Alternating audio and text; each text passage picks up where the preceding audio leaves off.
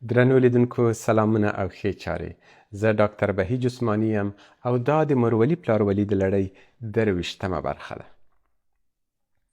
معمولا د ماشومانو هغه څه ته ډیر ورپامیږي چې ورو ورو خوځېږي. د بېلګې په توګه د هغوی خوښیږي چې په خونه کې ځوړندې پردې یا د باندې هغه ونو او بوټو ته ډیر وګوري چې باد او شمال یې سوکه سوکه ښوروي. خو که یو څیز ډیر او چټک ښوري د ماشومانو نه خوښیږي او هم یې توجه او تمرکز ته زیان اړوي. ځکه نو تر 20 میاشتني عمر پورې ماشومانو ته د تلویزیون ښوول لویه تېروتنه ده. پوهان وایي چې تر 20 میاشتني عمر پورې باید ماشوم ته هیڅ ډول تلویزیوني، کمپیوټري او یا موبایلي خپرونې حتی د 5 دقیقو لپاره هم ونه ښوول شي. تلویزیون، کمپیوټر او یا موبایل د ماشومانو خدمتکار آرامونی او یا پالونی نه دی. کیدای شي ماشومان تلویزیون او ورته څیزونو ته په کتو ظاهرا آرامه او غلي او یو ډول پکې ډوب شي، خو ماغزه او ذهن یې داسې ګنګس ګردجن او لار ورکی کیږي لکه په دوړو او لړو کې چې را ایسار وي. هیڅ مهمه نه ده چې د دې خپرونو په منځپانګه کې څه دي او یا د کوم عمر د ماشومانو لپاره ځانګړي شوي دي. دا استدلال چې د ماشومانو خپرونې د هغوی خوښیږي د دې حقیقت په وړاندې کومه معنا نه لري چې دغه خپرونې له روغتیایي او په ځانګړي ډول د توجه او تمرکز له درکه چې د ماشوم ماغزه او ذهن ورته اړتیا لري اوږدمهالې او خطرناکې اغیزې لري.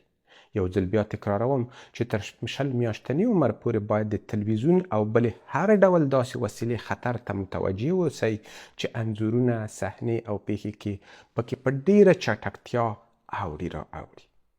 په کوڅه، پارک او یا کوم بل ځای کې د ماشوم د ګرځولو پر مهال باید ورو ورو ګامونه واخیستل شي چې ماشوم وتوانیږي څه شي ته یې چې زړه وي ښه په ځیر وګوري او بیا سوکه سوکه صحنه بدله شي. په دې وخت کې باید مور و پلار یا بل هر څوک چې له ماشوم سره وي هڅه ونه کړي چې د ماشوم پام هغو څیزونو ته ورواړوي چې د دوی خوښیږي، بلکې ماشوم باید خپلې مخې ته پرېښول شي چې څه شي ته ګوري او پر څه شي خپل فکر او پام ورټولوي. په هر صورت ماشومان همیشه پارونې او تحریک ته اړتیا لري چې سترګې او له هغه لارې توجه، تمرکز او لید غښتلی شي. د دې موخې لپاره البته د ماشوم عمر ته په پام هغه ځان ته مخامخ ونیسئ، په ورو ورو د سترګو د پرانستلو او پټولو، د خولې او غومبرو په خوځولو او په ناز ناز او ورو ورو غږېدلو هغه ته وخت ورکړئ چې ستاسو د مخ ټول غړي په ځیر وګوري او در سره یو ډول ځانګړې اړیکه جوړه کړي. همداراز ماشومان په غېږ کې ونیسئ او دواړه هندارې ته ودرېږئ. په دې ډول به هغه هم مهاله له هندارې ځان او تاسو سره بلد شي. په هنداره یې لاس یا مخ ورکېږدئ، ورنږدې او بیا یې په ورو ترې لرې کړئ. د ماشوم د لاس یا پښې په ښورولو یا ټپولو سره هغه ته یې د بدن بېلابېل غړي ور وپېژنئ او داسې شرایط برابر کړئ چې هغه وکولی شي له بېلابېلو زاویو د خپل ځان له روښانه او کره انځور سره آشنا شي. پوهان وایي ماشومانو ته یوازې یوه لانځکه یا لوبوزله ورکړئ. پرېږدئ چې تر هغو پورې ورسره ولوبېږي چې زړه یې ترې تور شي. څو ورځې یا اونۍ وروسته یې چې نور نه غوښتل ورسره لوبې وکړي بیا نوې لانځکه یا لوبوزله ورکړئ. په یاد ولرئ چې ماشومان له یوې لانځکې یا لوبوزلې سره تر لوبېدو څه موده وروسته په تنګ کېږي او ورسره لوبې نه کوي. مګر که هم دا لانځکه څو ورځې یا اونۍ وروسته بیا ورکړئ بیرته ورسره لوبېږي، نو ښه به وي چې مخکنۍ لانځکې او لوبوزلې ورته وساتئ. ماشوم ته پام کوئ چې کله یې نه غوښتل له کومې لانځکې یا لوبوزلې سره لوبې وکړي مه یې مجبوروئ چې حتما باید ورسره ولوبېږي. ترې لرې یې کړئ او بله لانځکه یا لوبوزله ورکړئ. له ماشوم څخه دا پوښتل چې لاس دې کوم دی، سترګه دې کومه ده یا پښه دې چیرې ده ډیره ګټه لري.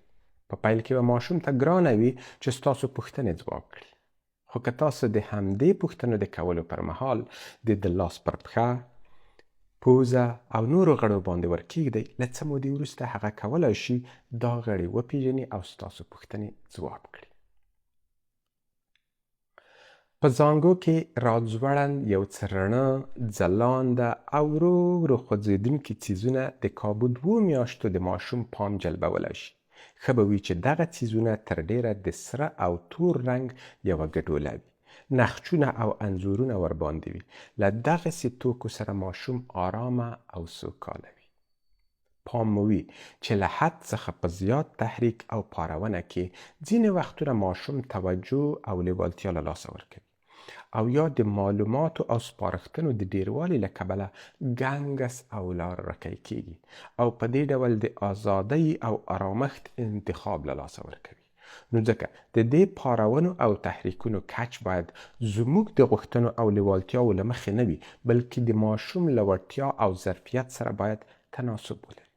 د بیلګې په توګه کله چې ماشوم له مور څخه یا پلار څخه ستړی یا څه ناڅه زړتوری شي، نو نه غواړي ورسره لوبې وکړي، غېږې ته یې ورشي او یا ورته توجه او پام وکړي. ماشوم باید خپلې مخې ته پرېښودل شي او وخت ورکړل شي چې ماغزه یې آرامه او بیا پارېدنې او تحریک ته چمتو شي. تاسو به ووینئ چې څو شېبې وروسته ماشوم بیرته راستنېږي، د مور یا پلار غېږې ته ورځي او غواړي ورسره ولوبي. په پای کې مو دې خبرې ته پام را اړوم چې که تر 6 میاشتني عمر پورې لا هم د ماشوم سترګې کږې وي او یا تر 7 میاشتني عمر پورې نشي کولای په مخ کې یو ورو ورو ښورېدونکي څیزونه تعقیب کړي یا سترګې ورواړوي، له یوه کارپوه ډاکټر سره هرومرو وګورئ. تر بیا.